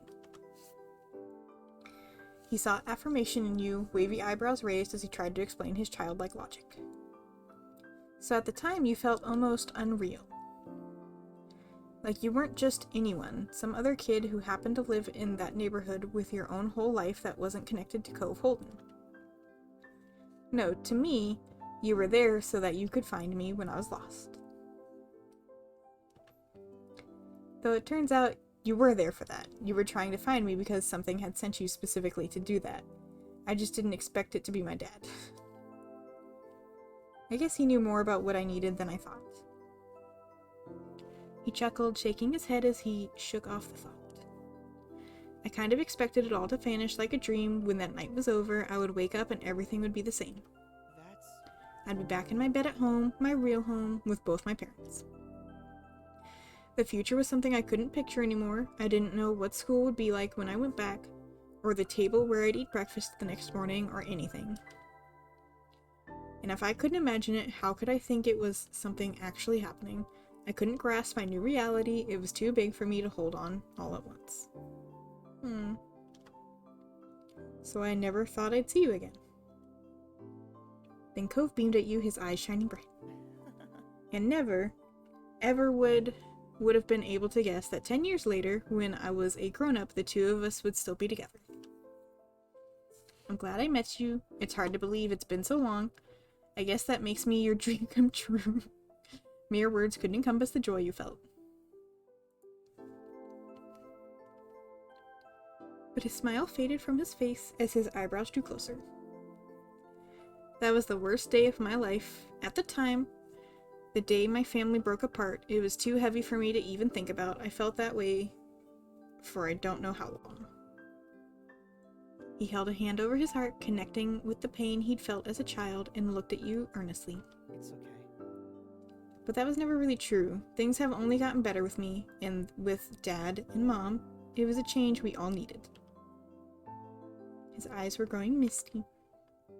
So when I remembered that time right now, it's not the point my life was over. It was only the moment that I met the woman I love. So cute! When I was crying to a stranger over what I thought I'd lost, I didn't have any idea that she would be the one thing in the world that I actually wouldn't be able to live without. Oh, it's so cute. I love you. I never want to lose you. You're so wonderful. Thank you for all of this. He took a deep breath, forever amazed whenever you spoke those words. I love you. Then you hugged him, then you gripped his shoulders, then you ruffled his hair, then you kissed him, then you teared up, then you could do the kiss. Kiss the boy. He leaned into the kiss, his lips soft against yours. Cove sighed contently. His voice was as delicate as the petals on the poppies which crowned the hill. Hey, little. I'm so grateful you always took care of me. You didn't even know what to say back to that. His heartfelt appreciation left you speechless.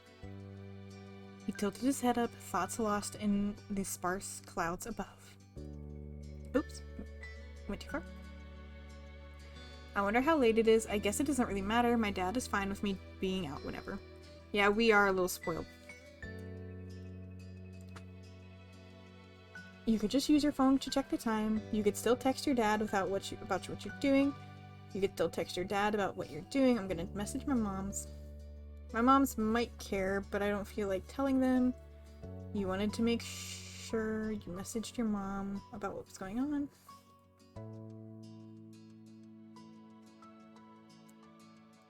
I know. Sure, I could, but I'm probably not gonna. Alright, that's fair, I guess. Are you going to lay in the grass now? Lucky guess. With a chuckle, Cove plopped down onto the ground and laid on his back, his usual way of spending time there.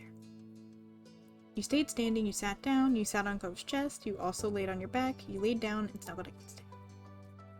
You lowered yourself against Cove's side in the grass and wrapped your arm around his chest. Cove smiled at you and used his free hand to cradle your face. The both of you fully settled in to relax on the hill and felt like just the beginning of one of your nightly outings, but then you realized the sun was peeking out over the horizon. We were not out that late. No, it was not. No, it wasn't. No, it was not. Absolutely not. Bullshit. Cove spoke up with a disbelieving tone. It really was late. Your neighbor wasn't a stranger to being awake at dawn, however, not like this. He was normally an early sleeper, early riser. This unexpected surprise particularly awed him. The two of you watched on silently as the sun began to light the world. Cove then propped himself up on the backs of his arms and looked at you with a soft expression on his face. So you want to go back home? I could carry you if you're too tired. I'd rather stay a little longer. You couldn't resist a yawn, but you were serious. It couldn't be time to go already. Cove chuckled affectionately and gripped you a little more. I get it. It's been a long day.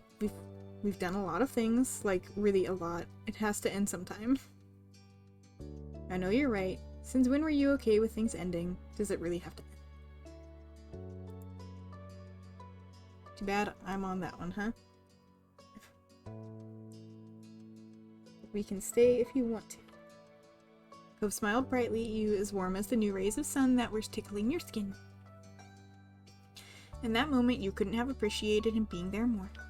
You situated yourself to be comfortable, you leaned into Cove, you kissed him, you teasingly asked him to marry.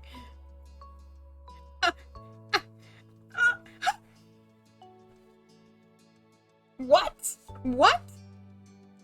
What?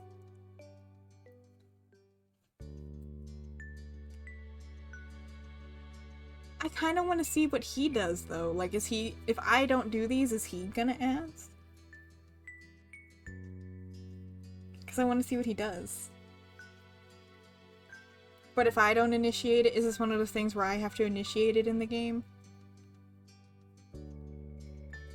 Oh. Oh no. They've given me quite a dilemma, because I don't want to ask him. I want him to do it because I want to see what he ends up doing. Because when Cove does stuff, it's super fucking cute. But I also don't want to miss the chance, I guess, to have a cute scene where that happens. I don't know, man.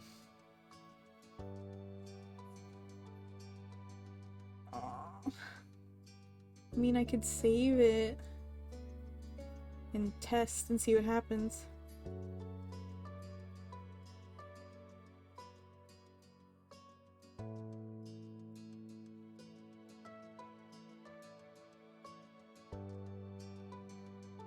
Oh. Hold on.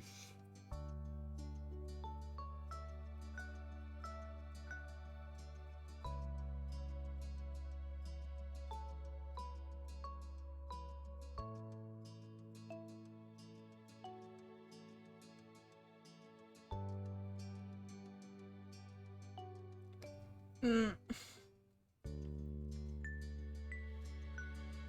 I'm not even gonna lie. I went to like look something up.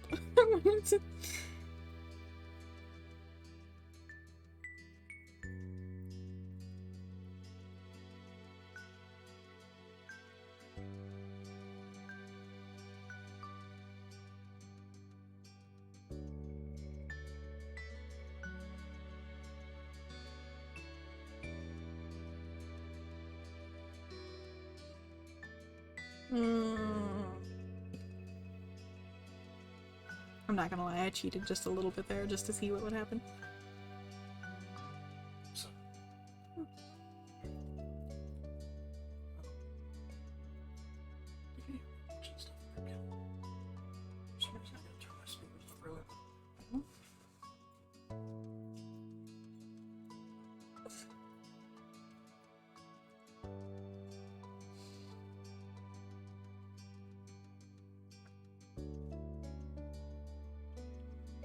I should have saved it. Damn it. Wait, I can rewind. Haha. Wow, that's cheating. Shh. Shut your mouth. Save scummer. Shh. Okay.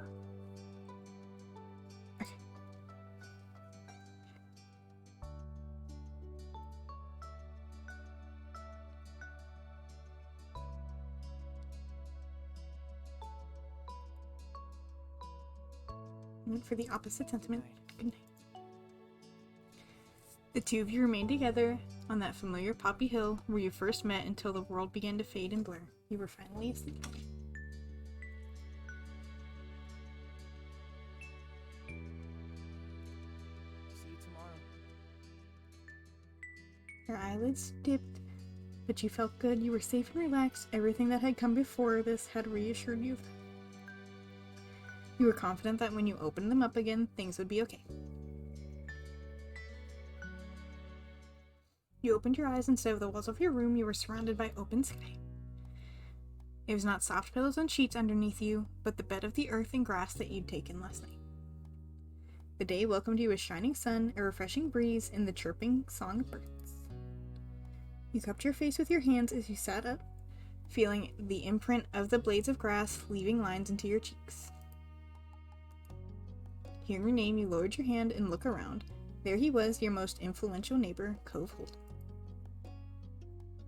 Look at the cutie! He had made himself very comfortable, laying on his stomach with jewelry and shoes taken off, and a flower in his hand. Good morning. Good morning to you too. Cove laughed, tickled with the overall situation and simply being able to spend time like this. Told you I'd see you tomorrow. This is the exact same day, pretty safe bet, we see each other nearly every day. We were up till dawn. It doesn't make it a new day now, just because we went to sleep later than normal. Then we disagree, because to me, it's not really the next day until I've been to bed and woken up. But fine, I'll just have to make sure that I see you tomorrow again. Probably the day after that too, that way there's no argument. Cove turned his head up to the sky, his expression content. Looks like it's gonna be a nice day. We'll have to come up with something to do and make the most of it. He trailed off, blinking slowly in the sunlight. Someday, when we're even older than we are now, I wonder what we'll end up remembering this moment for. What will we feel when we look back at it? Will it be the same as what we're feeling right now? It's nice. I can't see the future. I can't see what the future is going to look like again, but I think that's alright. You're way too sentimental. Pretty sure I'm gonna have forgotten all about this. I think it'll mark another new start for me. I don't know, but I'm looking forward to finding out. Cove turned back to you, nodding in full agreement. He's so cute! He eyed the hill sprawling out before you, and down below where the wild hill and nature gave way to civilization. Your home and coves lay down at the bottom, neatly filed among the other houses in the neighborhood. Cove said nothing but fixed you with a deliberate and meaningful look. As much as I like it here, it's okay if we leave now. We can always come back and see the poppies and the fireflies again, right? Cove met your eyes, waiting for what you were going to say in response. Alright, I'd like that. It really is gonna be another nice day. You're amazing. Yeah, we'd better do that. You're not kidding. We'll always be together in one way or another. I might be able to manage that.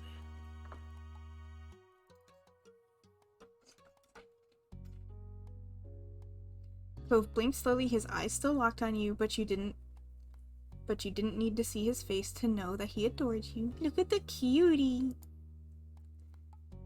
If there had been any room for doubt, the tender way he spoke would have filled it up.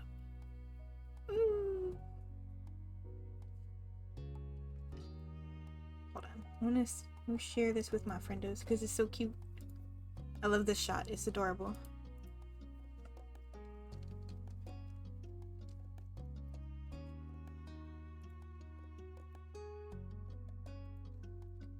You're really irreplaceable, huh? Cove beamed at you. His expression was so unlike the one he'd worn when you first found him here, swaddled in sadness and uncertainty. Yet you couldn't help but glimpse that boy once more underneath his bright expression and matured features. Come on. Come on. He offered you a hand. You accepted it, your palm fitting around his. Cove lifted himself up, pulling you along. He's strong, boy. Our parents probably aren't going to come running for us this time. We've got to make our own call. And I say that we can't hide away forever. Poppy Hill is just one part of things. There's more out there for us than this time in this place alone. Let's enjoy it. You couldn't say whether you were the one that broke into a run, if Cove had been the one to start it, or if your feet had simultaneously made that choice for you both. The end result was the same. You both ate shit. Running down a hill. You eat shit. Just down. With the two of you dashing down the hill like children, but with nostalgic reverie that you could only come. I would.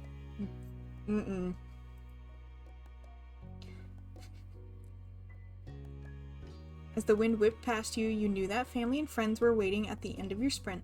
There were more memories to make after all. Life takes another step forward.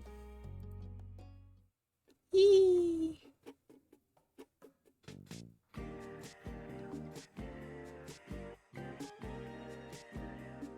That's the end of step 3.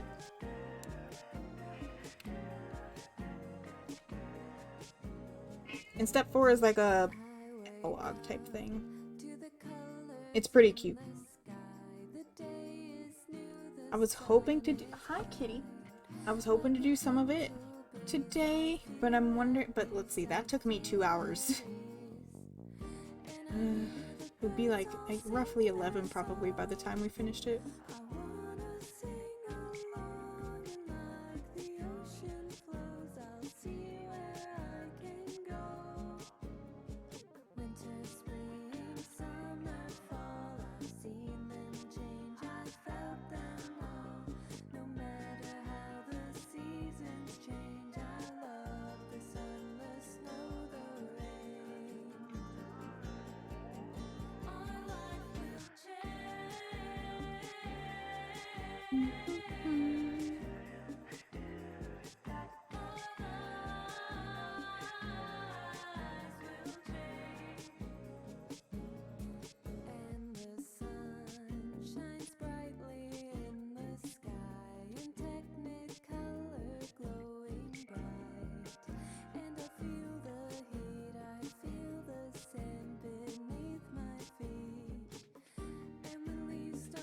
These are like all their backers, I think.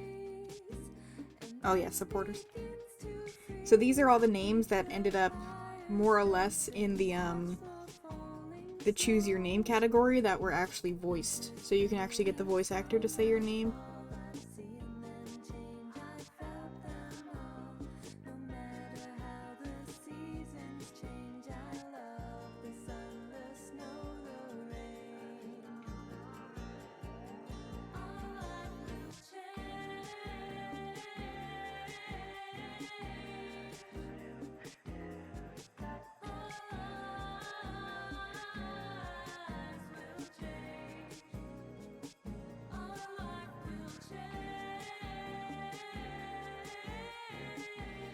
The step 3 is over. We still have to play step 4, and then there's one more DLC.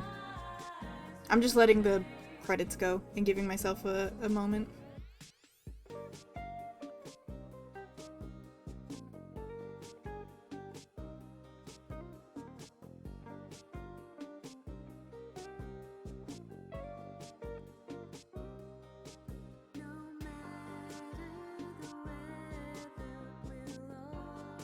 Looks like a happy ending.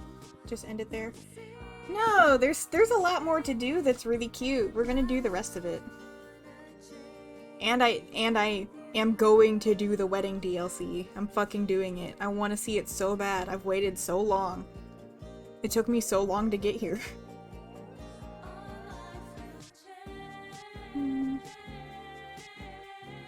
No wedding, elope. I think we could have.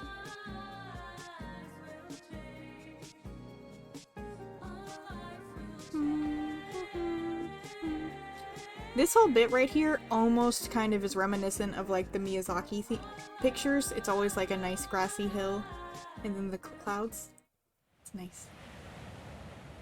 Alright.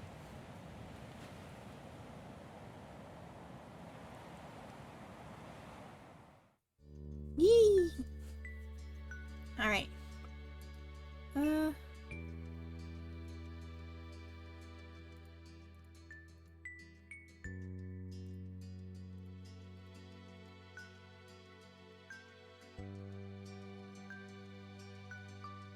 Jesus. Hi, Rafa!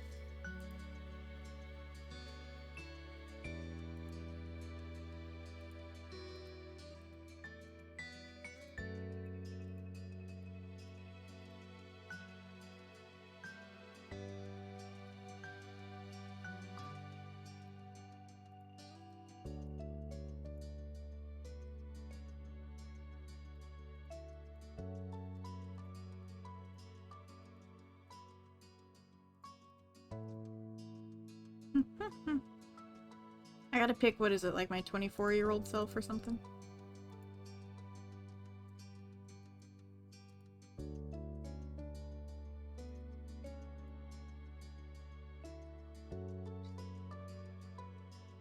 Hi, everybody's popping and saying hi and leaving me, except for Poe. But thank you for coming in to say hi, Rafa. I'll see you around.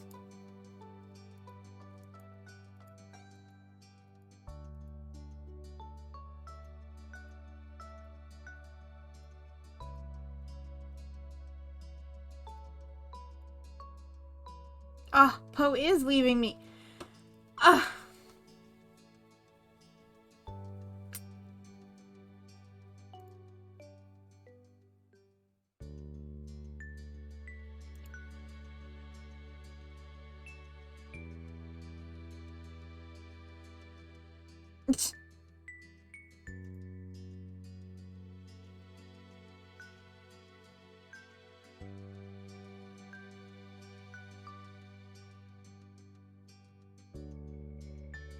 I'm confused, Poe, but have fun at Raid.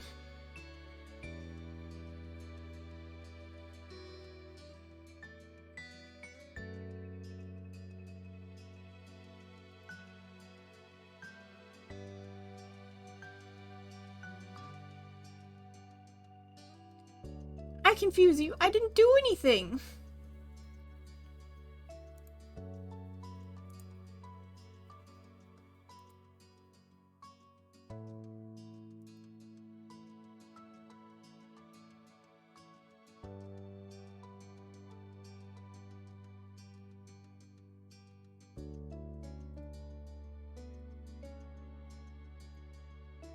Hold on. I'm gonna block this from you heathens real fast. Also, I'm about to go take a break. My boyfriend brought me pumpkin bread, so I'm about to go eat that. Yeah, we're gonna take a quick break. Okay, I'll be right back. I'm gonna go get pumpkin bread before we start the next one. Cause I'll... do I want to start it?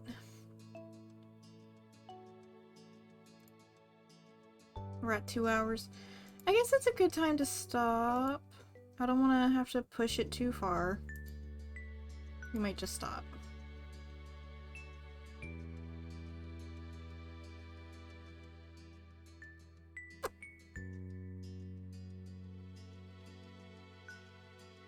Yeah, well, I'll let it go for the night.